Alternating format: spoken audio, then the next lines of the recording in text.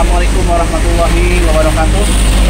Selamat berjumpa kembali pemirsa dimanapun berada. Saat ini saya mau menuju ke kawasan makam Raden Saleh. Raden Saleh dimakamkan di sini bersama dengan Raden Saleh. Setelah berpisah, beliau menikah dengan Raden Ayu dan Nuni Ruci. Rumah pertama beliau adalah Puri Cikini. Ini dengan istrinya yang pertama. Kalau dengan istri yang kedua, terakhir beliau tinggal di Bogor, yang sekarang rumahnya itu jadi kantor pajak di sebelah BTN.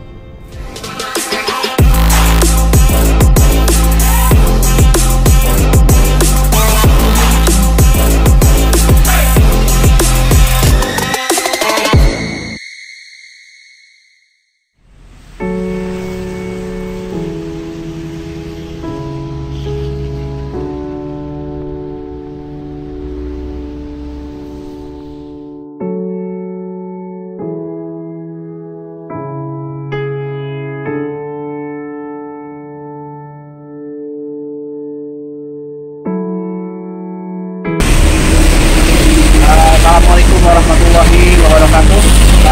Selamat berjumpa kembali pemirsa dimanapun berada. Saat ini saya mau menuju ke kawasan makam Raden Saleh. Beliau adalah seorang pelukis ternama Indonesia, bahkan Nusantara, bahkan dunia ya. Jadi beliau adalah bangsawan Jawa ya, yang banyak melukis pada zaman kolonial Belanda dahulu. Bogor sedang giat-giatnya mengedukasi lokasi-lokasi tempat untuk diungkap kembali supaya kota Bogor menjadi seperti saya sampaikan, supaya menjadi warisan budaya ya. Jadi pemirsa, beliau adalah seorang asli Bogor. Jadi kita bangsawan Jawa yang punya tempat tinggal dan makamnya di Kelurahan Empang, Bogor Selatan. Baik, kita akan menelusuri sepak terjang beliau almarhum.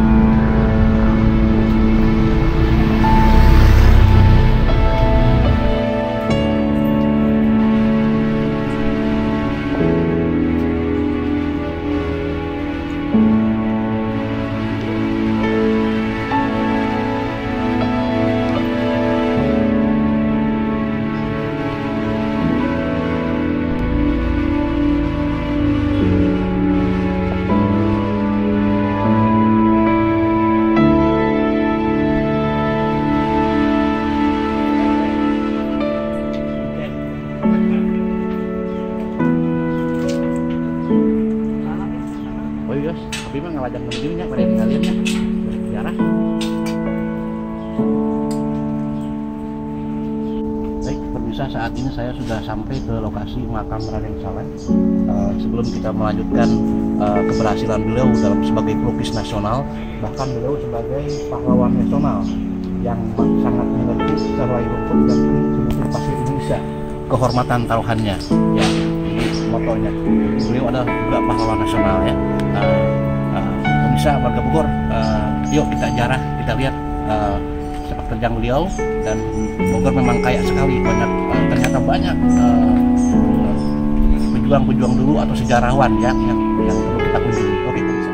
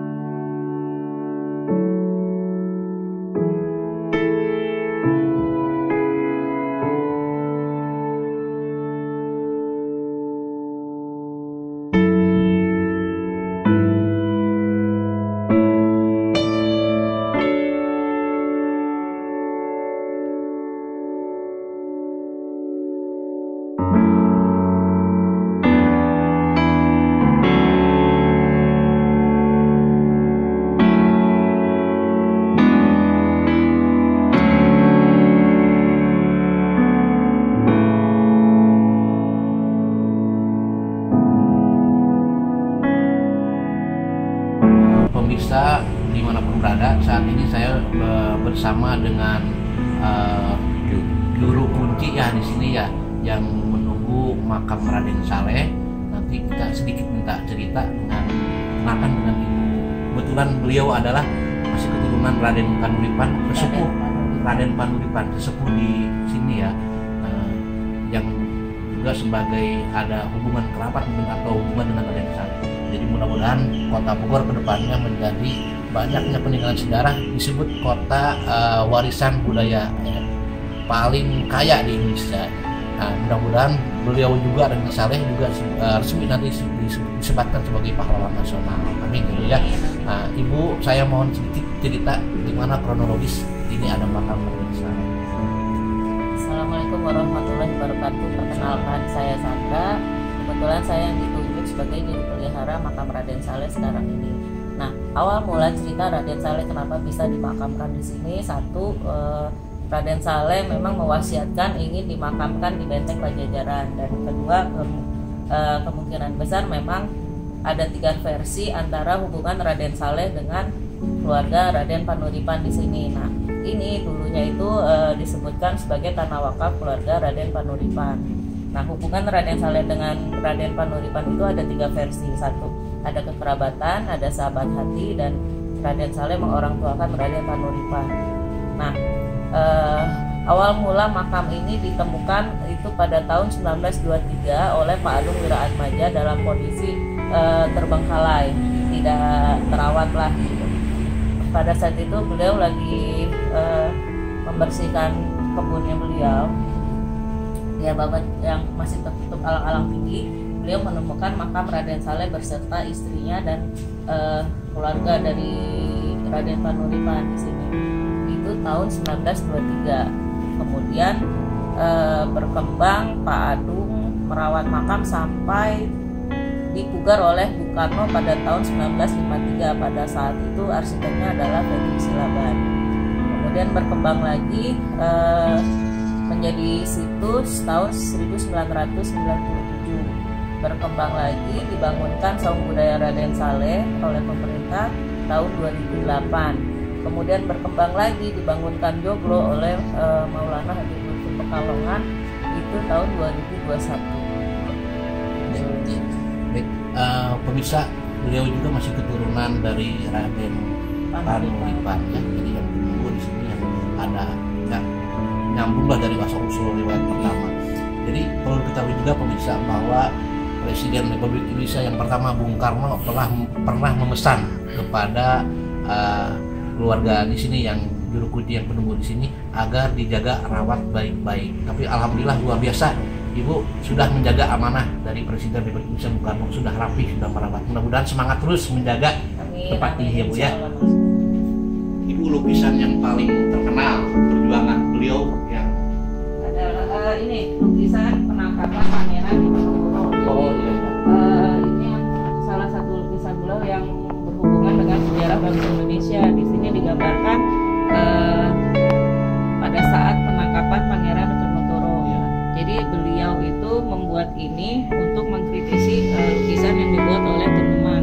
Ini di sini ada ini yang dibuat oleh Pak Denny Junedi, yang ini adalah lukisan Tenuman, yang ini lukisan Pangeran Diponegoro. Jadi pada waktu masa penyerang Hindia Belanda Bu ya? Iya, masih pemerintahan Hindia Belanda. Jadi di lukisannya Pineman itu digambarkan penyerahan Pangeran Diponegoro. Nah, Raden Saleh membuat penangkapan karena di situ ada asumsi bahwa Pangeran Diponegoro tidak menyerahkan diri, tapi beliau dijebak kemudian ditangkap.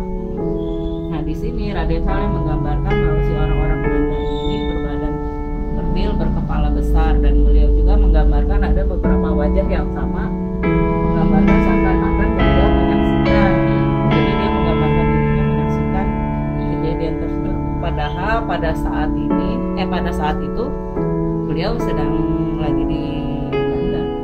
Terbaik pemirsa, itu ada tulisan mantan wakil presiden Republik Indonesia Adam Malik pernah mengemukakan sebagai seorang seniman besar ya, Pak Raden Saleh itu di bidang seni lukis, telah pula melahirkan ide-idenya dalam bentuk lukisan yang menakjubkan. Sebagai putra Indonesia, ia tetap memegang teguh kepribadian bangsanya. al-mana tercermin dari setiap hasil karyanya yang agung tersebut. Bahkan saya berani katanya mengatakan bahwa Raden Saleh adalah seorang pejuang bangsa yang mengekspresikan semangat perjuangan melalui gambar-gambar hasil ciptaannya tersebut.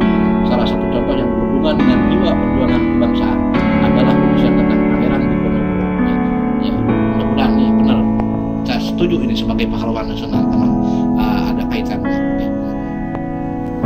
Atau kita lihat lukisan aslinya di sini dia ada menggambarkan bahwa di sini itu ada para pekerja yang sedang membangun jalan. Nah, ini adalah foto istrinya Raden Saleh yang dimakamkan di sini bersama dengan Raden Saleh. Yang istri keduanya, kalau istri pertamanya Constantia Raden itu bangsawan Belanda. Jadi setelah berpisah beliau menikah dengan Raden Ayu dan Nuni Ruci. Rumah pertama beliau adalah Puri Cikini. Ini dengan istrinya yang pertama. Kalau dengan istri yang kedua, terakhir beliau tinggal di Bogor yang sekarang rumahnya itu jadi kantor pajak di sebelahnya TNI.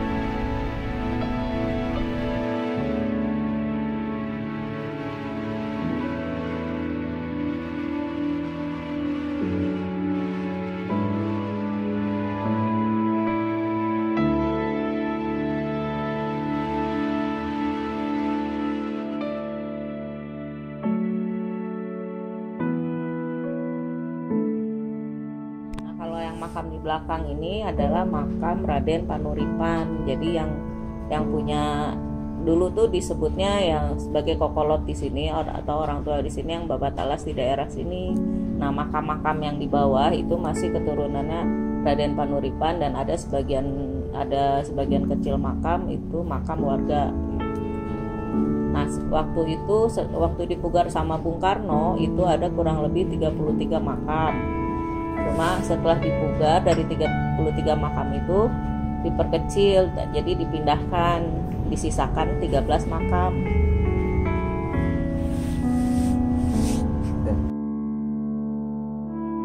Ibu, Bogor Selatan khususnya kota Bogor kan mau menjadi kota pusaka ya, warisan budaya.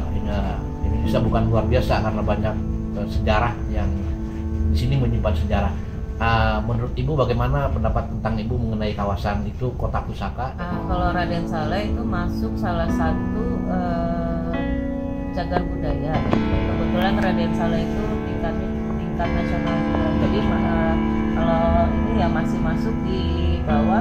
Kalau kita masuk ke kota pusaka, Raden Saleh masih ikut termasuk di dalamnya. Masih di wilayah di sini ya? Iya, karena ya sebetulnya di wilayah Bogor Selatan itu banyak sekali peninggalan sejarah. Tanggapan Ibu gimana Bu? Apresiasi setuju Bu ya? Alhamdulillah ya, kalau itu berjalan dengan baik, insya Allah mudah-mudahan itu bisa mengangkat wilayah Bogor Selatan. Oke Bu, semangat.